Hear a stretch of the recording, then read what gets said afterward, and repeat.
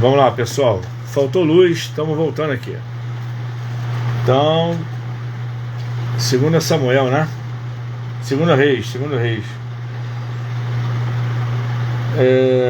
Fala sobre o declínio dos reinos. A gente conhece a história lá. 2 Reis fala sobre tanto o reino do norte quanto o reino do sul. A ascensão e declínio. Era uma gangorra terrível, né? Vinha um rei bom, mas depois, em sequência, vinha um rei bem perverso, e aí o reino sofria aqueles altos e baixos. Dados importantes.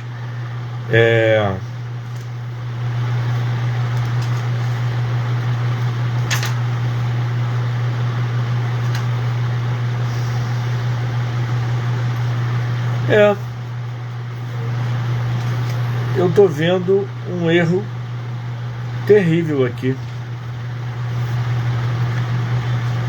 Meu Deus, como é que a minha memória não, a minha inteligência não me mostrou isso antes? Tem uma falha da montagem do livro aqui, porque de Deuteronômio eu pulei para 1 Samuel.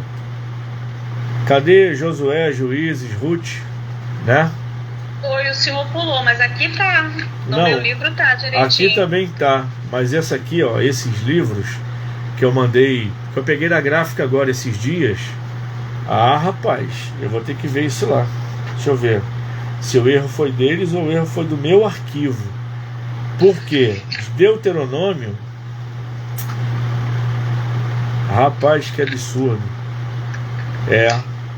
Deuteronômio eu pulei para 1 Samuel, 2 Samuel, 1 e 2 Reis.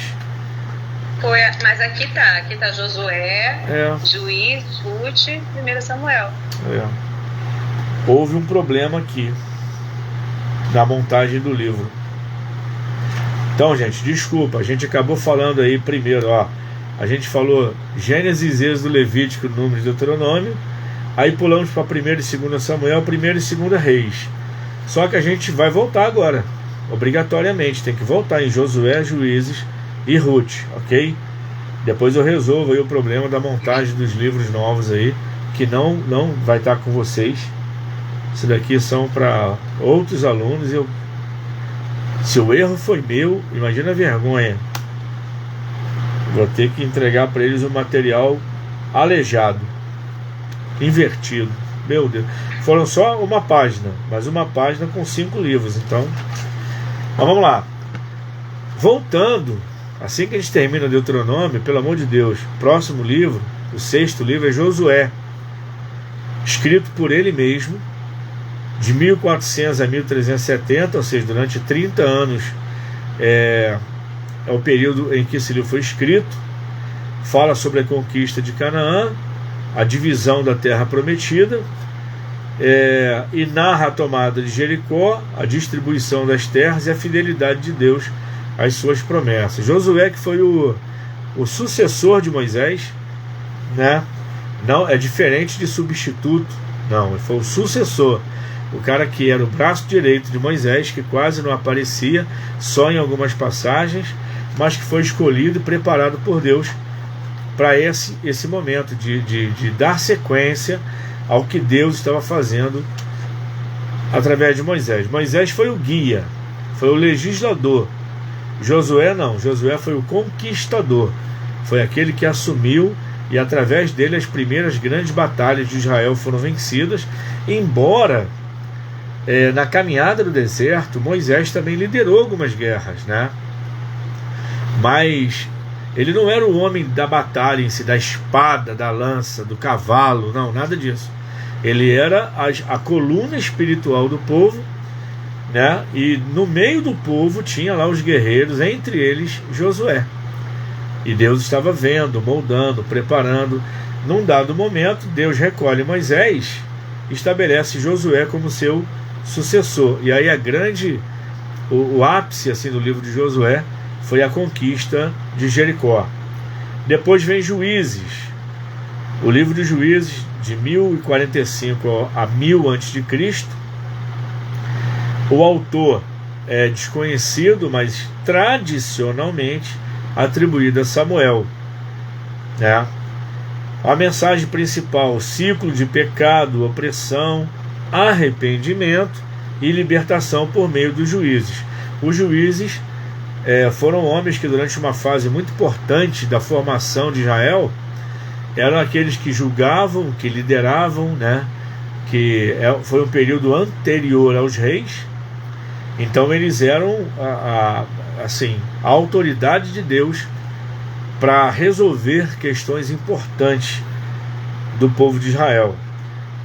Dados importantes: relata histórias de líderes como Débora, Gideão, Sansão e vários outros nessa época dos juízes. Ruth é um livro relativamente pequeno, né? Mas é um livro muito, muito importante.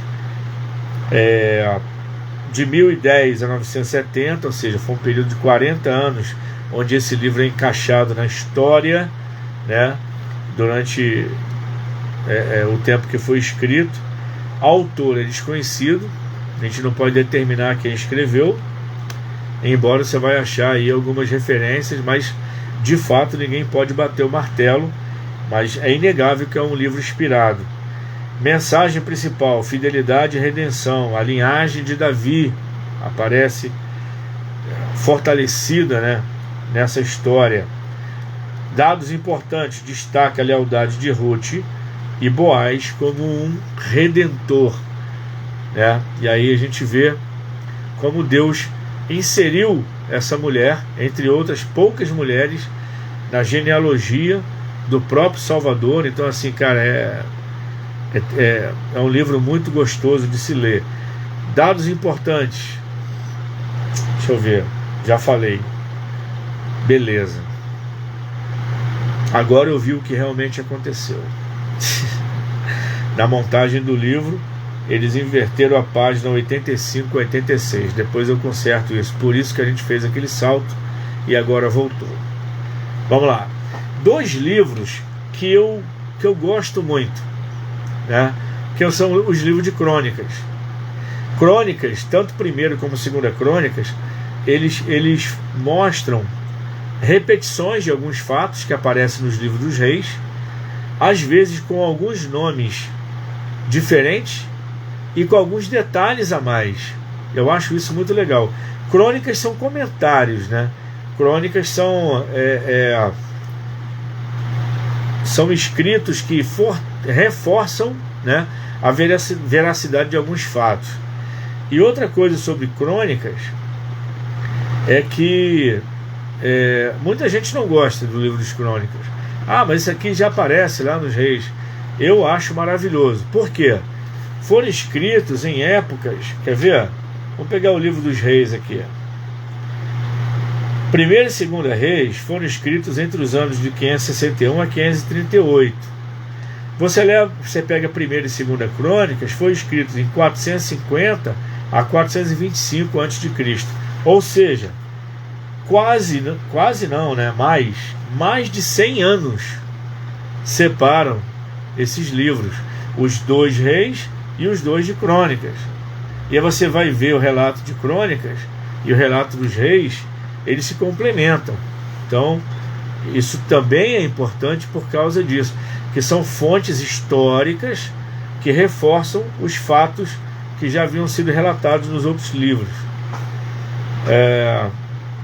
Primeira Crônicas, mensagem principal: genealogias e reinado de Davi. O autor é Esdras, tradicionalmente aceito. Fundo histórico é o pós-exílio. E ele reescreve eventos dos livros de Samuel e Reis com foco positivo. Aí quando você vai para a segunda Crônicas, a mensagem principal já é sobre o reinado de Salomão até o exílio. O autor também é Esdras, no pós-exílio, o fundo histórico, e foca no templo e nos reis de Judá. Então, são livros importantíssimos. São livros que precisavam existir, e graças a Deus que eles existem. Aí vem o livro de Esdras, de 440 a 430, fala sobre o retorno dos exilados e a reconstrução do templo. É um livro importantíssimo, junto com Neemias até para o momento que nós estamos, né, vivendo na igreja, o ano da reconstrução. São livros que mostram a reconstrução do templo, depois a reconstrução dos muros, dos portões. Então, assim, o primeiro, que é Esdras, fala do templo. Destaca a liderança de Esdras na restauração, inclusive da prática do ensino, da propagação da lei de Deus.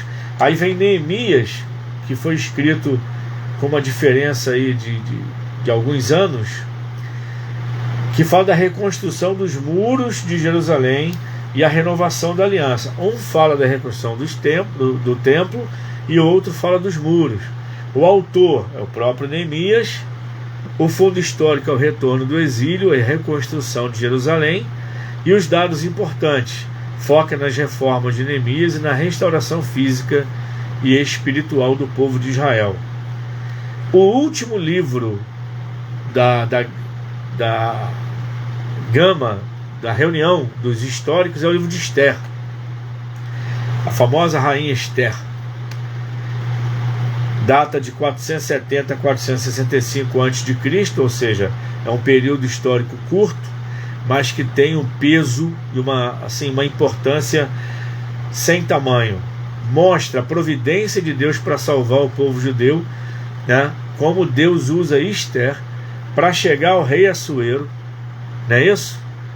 Para ganhar um espaço que foi deixada pela qual é o nome da outra rainha? Vasti. Rainha Vasti. Ela vacilou. Aí vai lá, rapaz, é a tua vez. E aí Esther aparece no cenário, e é normalmente assim que acontece. E essa lacuna, ela se arrisca, né, para falar com o rei, assim, ela se arrisca. Deus dá graça a ela, ela é ouvida, os inimigos são desmascarados e o povo de Deus é salvo. Há uma comemoração anual a respeito desse período tão importante, promovido por Deus através da vida da rainha Esther. O fundo histórico é o Império Persa, e os dados importantes contam a história da própria Esther, que salvou os judeus da destruição. Cara, parece muito simples, mas quem já leu o livro de Esther sabe o tamanho do livramento.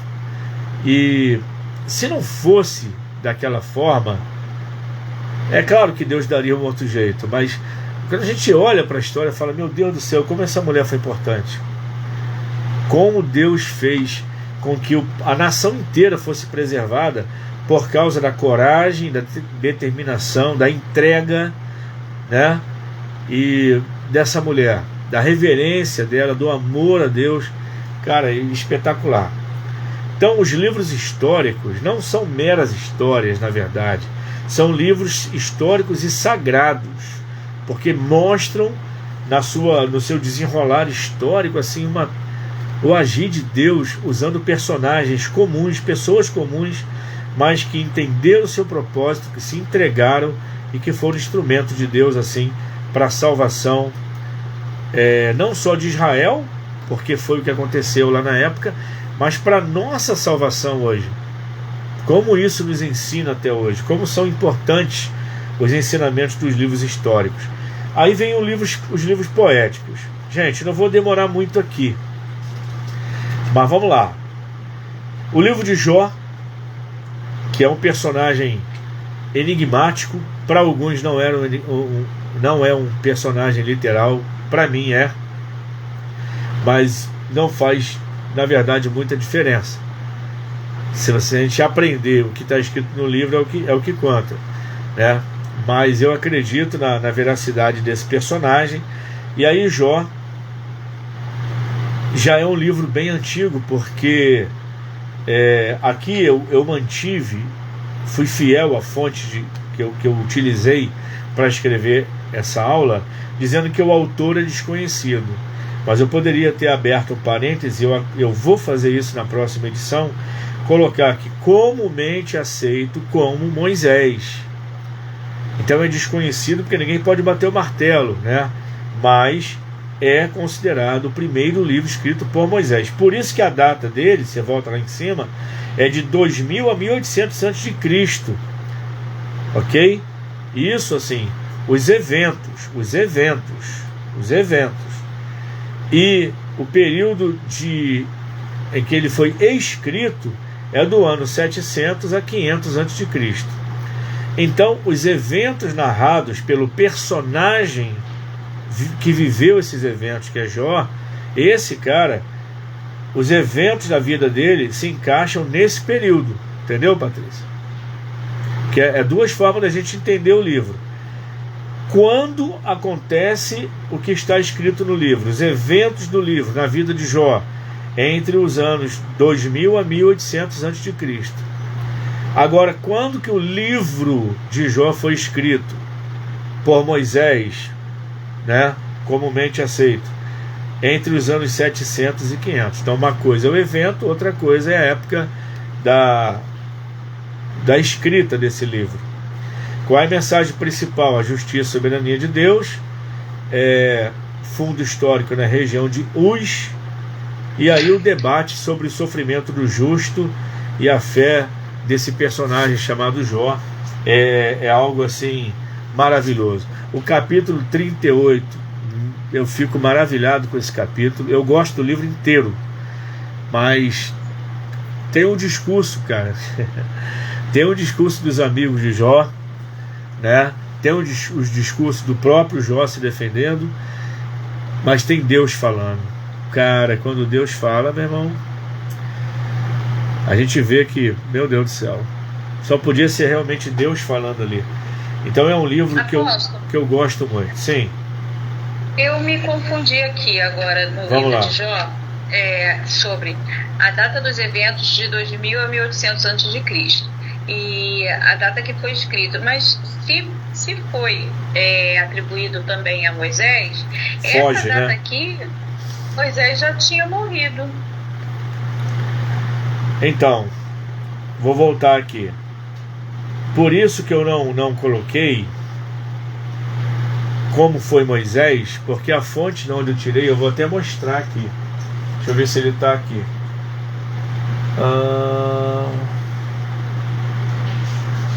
Está aqui na minha pilha.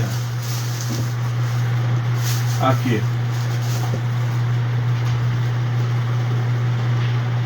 Esse cara aqui, a essência do Antigo Testamento, ele já coloca dessa forma. Ele não cita Moisés, ele cita essas datas e bota autor desconhecido. Só que muita gente, utilizando outras fontes, vai dizer que não, foi o primeiro livro que Moisés escreveu. E aí realmente não casa com essas datas. Entendeu? Porque se a gente pegar lá a autoria dele de Gênesis a Deuteronômio, por exemplo, é 1446 a 1406. Então teria que ser no século XV a.C. e não no século VII ou VIII a.C., né? Então eu vou dar uma olhada. Eu vou dar uma olhada em outra fonte. Essa fonte é o que gerou esse material, tá? Porque eu tirei muita coisa boa daqui e mantive para ser fiel.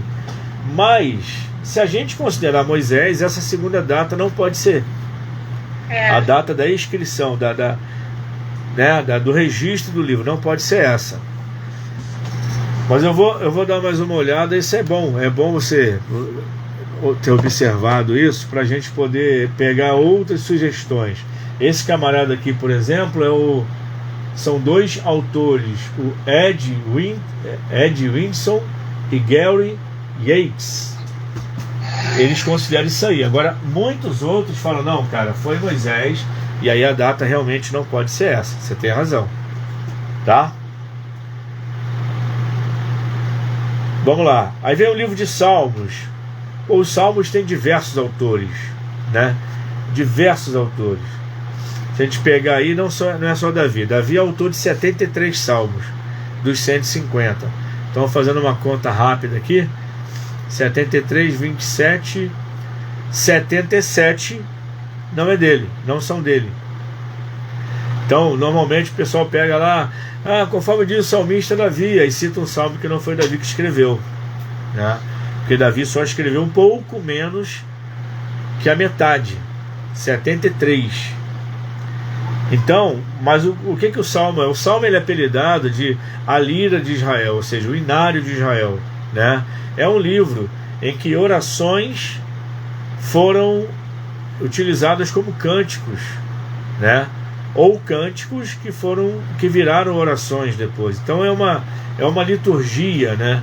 É um inário realmente, é um manual de adoração de Israel. Foi escrito em 5 volumes a princípio. Não foi escrito de uma vez só, porque eram vários autores. Esses salmos foram reunidos e foram colocados em 5 pergaminhos. Então, normalmente, numa sinagoga lá para ler salmos, tinha que escolher entre um dos 5 volumes. Não era um volume só. Para a gente, são 150. É um livro só. Mas no início não era assim. Então, louvor, adoração, lamentação, diversos contextos históricos são narrados no livro de Salmos, ou em forma de oração ou em forma de cântico. Então assim, é um livro para adorar a Deus, enquanto que Provérbios é um livro de sabedoria popular, né? Aí tem aqui Salomão e outros. Por quê? Porque tem algumas porções ali que não foi de Salomão, mas muito poucas. Salomão escreveu praticamente todo o livro de Provérbios. Por isso que a gente fala, o livro de Provérbios de Salomão, foi só Salomão que escreveu. Mas na verdade, dentro desses 31 capítulos de Provérbios, tem alguns versículos com outras autorias, mas são a minoria. É um livro de sabedoria prática, é um livro de como nós nos comportarmos diante de Deus e diante dos homens também. E são provérbios, quer dizer, são ditados que ganharam força popular.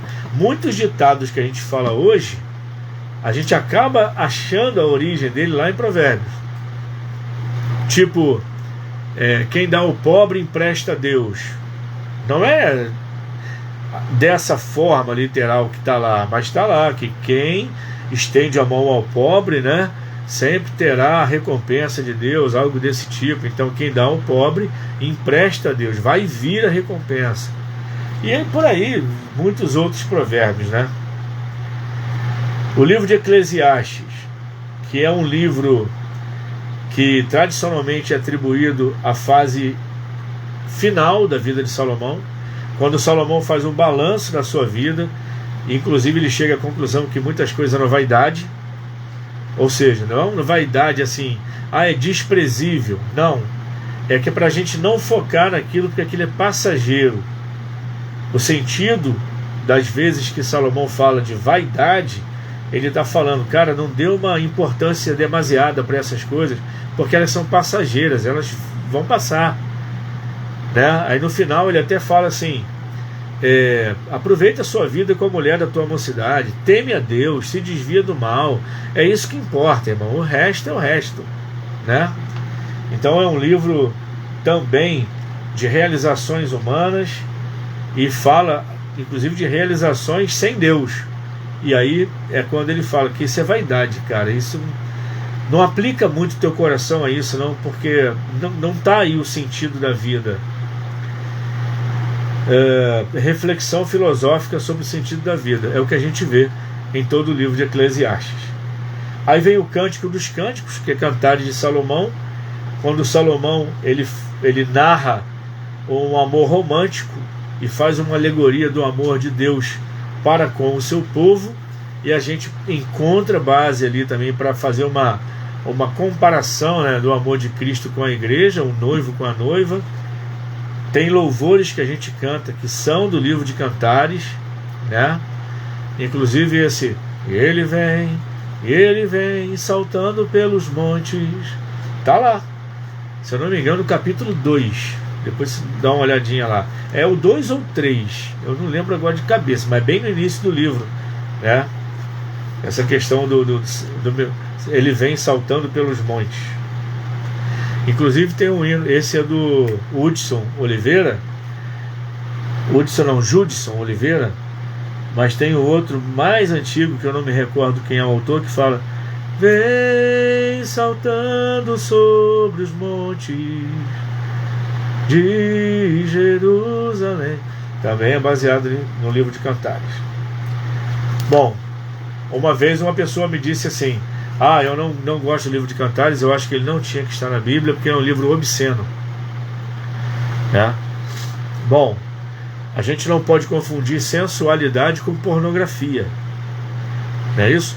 Pornografia é a deturpação da sensualidade, mas a sensualidade verdadeira é coisa de Deus. O prazer entre o marido e a esposa, né, marido e mulher, esposa e esposa, no leito conjugal sem mácula, é abençoado por Deus. O anjo não sai do quarto, não. Então, assim, é uma bobagem, cara. E não foi um só, não, tá? Primeiro eu debati com o presbítero, eu vi que não dava reggae, eu deixei para lá. Depois eu dando uma aula sobre isso, veio o pastor, presidente, e vem debater a mesma coisa. Eu falei: irmão, você não está entendendo, né? Eu não quis agredi-lo, nem toquei nesse assunto, mas eu poderia falar: cara, o seu casamento é abençoado por Deus? O ato sexual entre você e tua esposa é abençoado por Deus? Você se sente um pecador quando sente prazer no casamento com a sua esposa? Não. Então por que você está achando que isso aqui é obsceno, né?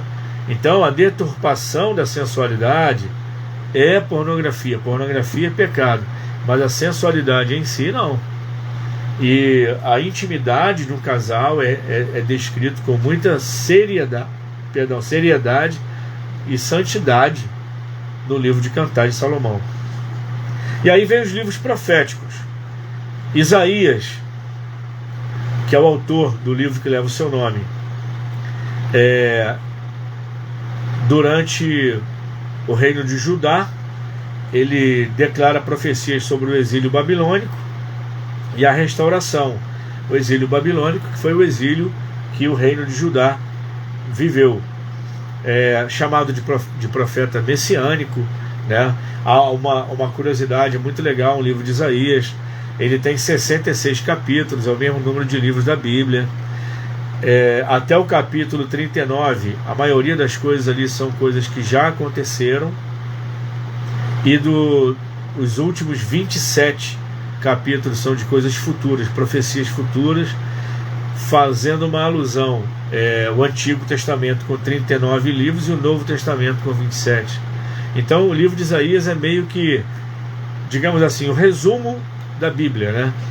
Em algumas coincidências. Depois vem Jeremias, que também é o autor do livro que leva seu nome. Foi no período em que Jerusalém foi destruída. Cara, a gente entende por que Jeremias é chamado profeta chorão, né? O cara fica 23 anos, Patrícia, irmãos, 23 anos da vida dele dedicados a profetizar e alertar o povo que se eles não ouvissem Deus, eles passariam pelo cativeiro, a mão de Deus ia vir sobre eles. Tem momentos que ele relata: gente, vai ser exatamente assim, pelo amor de Deus, acordem. E aí já estavam enjoados de ouvir Jeremias, jogam Jeremias numa cisterna, né? Querem dar cabo à vida do profeta. E no final ele vê que dos 23 anos que ele passou profetizando para alertar o povo, não valeu. O povo não ouviu e teve que viver o cativeiro. Então não é à toa que depois desse livro inteiro de profecias, Jeremias escreve Lamentações, que é o livro seguinte: Lamento pela destruição de Jerusalém. O fundo histórico é após a destruição de Jerusalém, por isso que é uma lamentação, e são poemas de lamento sobre a queda. Gente, é terrível. Eu fico com pena de Jeremias. Não, dá uma dó, rapaz, meu Deus do céu. 23 anos sem parar, dedicados a alertar um povo que no final não escuta. Mas o papel dele foi feito. E o profeta, ele só tem que profetizar, né? E aí o resto é Deus quem faz. Então, mas são dois livros que nos fazem entender porque ele era um profeta chorão. Aí vem Ezequiel. Ezequiel é o livro das visões esquisitas, fala a verdade, né? Dos enigmas. Você vai deitar, sei lá, eu não lembro o número, desculpa, Patrícia, se você lembrar me fala. Você vai dormir 300 dias do lado direito fazendo uma alusão a não sei o que. Quando acabar isso, você vai deitar 40 dias do lado esquerdo. Meu Deus, é sério isso? Sério. Você vai pegar esterco de gente e vai fazer uma fogueira para cozinhar a sua comida. Ele fala: Senhor, pelo amor de Deus, não faz isso comigo. Tá bom, vou quebrar teu galho. Pega esterco de animal. Não melhorou muito. Não melhorou quase nada. Não, por quê? Porque eu quero que o povo entenda como é que vai ser o sofrimento deles se eles virarem as costas para mim. E aí, muitas profecias, cara. E alguns atos proféticos, né? Que são coisas assim, só. Aí, por que Deus escolhe Ezequiel? Ezequiel devia ser aquele profeta, desculpa, gente, aquele profeta doido, irmão. Aquele profeta que topava qualquer coisa. Meu filho, você vai andar pelado? Ando pelado. Meu filho, agora você vai andar de costas? Sim, senhor. Você vai deitar de um lado? Sim, senhor. Você vai dormir do outro? Você vai cozinhar em bosta de animal, como fogueira? Quer dizer, era um cara que topava tudo por amor a Deus. Deus dava visões para ele que não dava para ninguém. Vale de ossos secos. E, cara, mas é um livro maravilhoso. Visões de juízo e restauração, fundo histórico, exílio babilônico, dados importantes, visões simbólicas e profecias de restauração. É tudo que dá para falar. Visões simbólicas. É o que ele mais tem, visão. E cada doideira que só Ezequiel viveu. Aí vem Daniel, que é o Apocalipse do Antigo Testamento. Daniel, eu juro para vocês,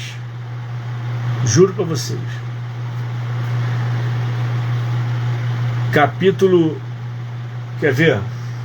A minha Bíblia não veio, gente, minha Bíblia ficou lá embaixo, as duas, que vacilo. Mas assim, dá para entender Daniel muito bem. Mas chega no capítulo 11, eu viajo. Não, é complicado. Não é impossível de entender. Quando eu acho que eu estou entendendo, eu passo a não entender mais nada. No capítulo 11. O resto são fatos históricos, são profecias bem claras. Adoro as 70 semanas proféticas de Daniel. Que enigma maravilhoso. Há quem não entenda assim, mas a maioria entende, principalmente os teólogos pentecostais, como nós. As 69 semanas das 70 já se cumpriram. Deus abriu um gap enorme, que é chamado de o tempo dos gentios, para a nossa inserção no plano da salvação de Deus. Então é o tempo da igreja. E a 70ª semana de Daniel tem tudo a ver com a grande tribulação, que vai ser mais uma semana de anos, 7 anos. Então veja bem que coisa, das 70 semanas proféticas, 69 já aconteceram. Aí Deus pausou, vindo a plenitude dos tempos, o tempo dos gentios, para nós aproveitarmos a salvação. Quando Jesus voltar e arrebatar a igreja, primeira fase da volta dele, aí começa a grande tribulação, que é a 70ª semana. E aí ela é dividida em duas partes, né? 3 anos e meio. Se você preferir 42 semanas, é o que está em Apocalipse. Ou se você preferir, também está lá, 1260 dias, 1260 dias. É a mesma coisa. É metade, depois outra metade. Então assim, o livro de Daniel, que foi escrito por ele mesmo, data de 530 a.C., mostra a soberania de Deus sobre os reinos humanos, que tem aquela famosa estátua de Daniel, cabeça de ouro, que é o Império Babilônico, peito de prata, que é o Império Medo-Persa, o ventre de bronze, né, que é o Império Grego, depois as pernas de ferro, que é o Império Romano, e os pés de ferro misturado com barro, mostrando firmeza, mas instabilidade ao mesmo tempo, que é o governo do Anticristo. E a pedra no Apocalipse, na visão de Daniel, a pedra lançada sem mão, que é Cristo, que bate na base da estátua, que é nos pés da estátua, que despedaçam os pés, porque era ferro com barro. Você sabe que não dá liga ferro com barro, Então é um reino forte, mas é instável, é curto, é duradouro, porque o império do anticristo, que vai durar 7 anos, ele meio que copia algumas características do Império Romano, por isso que as pernas de ferro, que fala do Império Romano, aparecem nos pés de ferro, que é o Império do Anticristo, mas ao mesmo tempo o Império do Anticristo é ferro com barro, quer dizer, não tem durabilidade, não tem liga, não tem firmeza. Quando Jesus vier, ele vai destruir a base da estátua, que é o último estágio do reino humano, ó, Império Babilônico, Império Medo-Persa, Império Grego, Império Romano e Império do Anticristo. Derruba, a estátua cai e se despedaça. Por quê? Porque agora é chegado o reino de Cristo, o reino de paz e justiça que não terá fim. Essa visão que Deus deu a Daniel mostra a síntese de todos os grandes reinos do mundo até o Anticristo. Então é um livrozinho lá de 12 capítulos, né? Mas que livro é esse? Meu Deus do céu! Meu Deus! Se a gente quiser aprofundar em profecia, eu não tenho esse livro. Já li ele, era emprestado. Deve existir em algum lugar, quem sabe até em PDF. É Apocalipse, como é que é? Daniel e Apocalipse. É o nome do livro. Daniel e Apocalipse. Se eu não me engano, é de Severino Pedro da Silva, da editora CPAD, que faz um paralelo entre Daniel e Apocalipse, para mostrar como os dois livros proféticos e apocalípticos, né, porque é Daniel e Apocalíptico, e o Apocalipse também, obviamente, como eles se completam, se harmonizam e são poderosos. Aí vem os profetas menores, que é Oséias, meu Deus do céu, que é aquele cara que Deus fala para se unir a uma prostituta e sentir na pele o que Deus sentia sendo trocado por Israel numa vida deturpada, enfim. Profeta Joel, estou resumindo aqui, gente, desculpa, tá tudo aqui para vocês olharem depois, mas Joel foi assim, a profecia marcante de Joel é o derramamento do Espírito Santo, que foi a pregação que Pedro fez em Atos. No dia do Pentecoste, em Atos 2, ele abre a porta do cenáculo e quando ele sai, ele prega sobre Joel 2:28, né? E aí vem o profeta Amós, pai de Isaías, não é isso? Que denuncia a corrupção e a opressão social durante os seus dias. Obadias, que profere um juízo contra Edom, é o livro mais curto do Antigo Testamento. Aí vem o livro de Jonas, que alguns também consideram que não era um personagem literal, mas eu acredito que sim, era, até porque alguns acontecimentos parecidos com o de Jonas já ocorreram, não muitos, mas de pessoas engolidas por um grande peixe. Teve um surfista recentemente engolido por um peixe que acho que 1 minuto depois ele foi vomitado na areia. O cara saiu e teve aquele 1 minuto de agonia, né? E viveu, obviamente. Outros tem um relato aqui na minha Bíblia, essa eu tenho aqui, a Bíblia explicada, quando vai falar sobre o livro de Jonas, conta um relato histórico marcante de um cavalo inteiro encontrado no ventre do peixe, né? Sem ter sido digerido, obviamente. Já tinham semanas que ele estava ali, que o cavalo estava morto. Então, assim, qual é o milagre? O milagre não foi Jonas ter sido engolido, o milagre foi ele ter sobrevivido, mas pelos locais citados no livro, por Jesus ter utilizado Jonas como um antítipo, né? Antítipo não, como um tipo da sua própria pessoa. Assim como Jonas ficou no ventre do peixe por 3 dias, importa que o Filho do Homem... Então Jesus vai usar como referência um personagem apócrifo, um personagem inexistente. Eu tenho minhas dúvidas, então acredito, eu não tenho nenhum problema de crer que Jonas sobreviveu por mão de Deus nesses 3 dias no ventre do peixe. Há uma interpretação tanto quanto moderna Patrícia e irmãos, que fala que Jonas, ele foi lançado no mar, e nas entrelinhas ali, numa interpretação mais profunda no capítulo 2, ele morreu afogado.